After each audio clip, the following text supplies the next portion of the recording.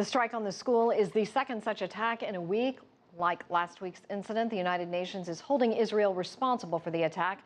For the very latest on this, we go to CCTV's Nick Harper, and he's at UN headquarters in New York. Nick, what can you tell us? Well, the United Nations are saying that the Israeli army knew exactly where this school was. They say that the Israeli army had been told 17 times where this UN facility was, a UN facility that was housing more than 3,000 civilians. Civilians who'd been told by the Israeli army to evacuate their homes and go to UN shelters. They were sheltering there, hoping that they were going to be safe.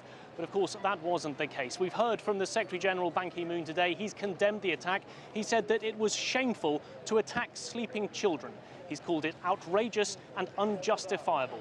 Here in New York, the director for the Office for Humanitarian Affairs, John Ging, has been speaking.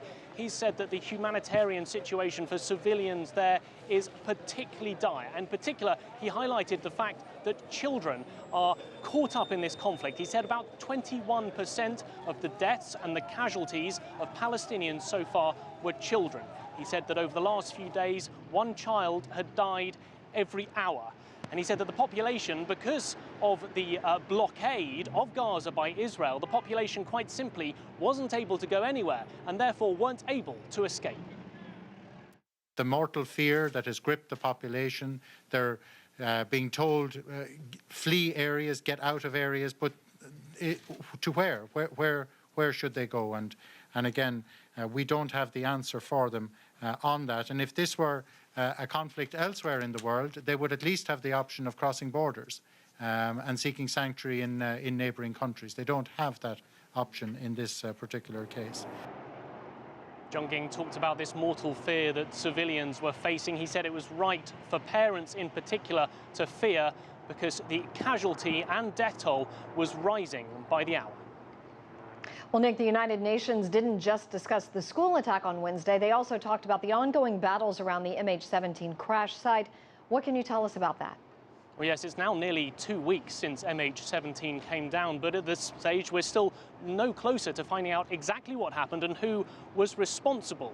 At a press conference on Wednesday, we heard from the United Nations ambassador for Ukraine, and he said that once again, he claimed that pro-Russian separatists were responsible for bringing down the airliner. He said that they had evidence, they had satellite footage and also intercepted phone calls. And he also said that shelling of the site over the last few days was being carried out to try and destroy the evidence. Overall, Yuri Sergeyev said there were a number of crimes that the separatists were now committing. Having shot down the aircraft, militants committed 3 crimes. Terrorist act of firing a missile at the civilian aircraft, offensive mistreatment of the dead bodies, particularly their removal, as well as elimination of the evidence and hindering the work of not only the Ukrainian Commission of Inquiry, but also the international experts. Secretary-General Ban Ki-moon said it was deeply disturbing that investigators weren't being able to get to the site. He said that families needed closure, and he said the world demands answers. Nick Harper reporting live at the UN. Thank you for that.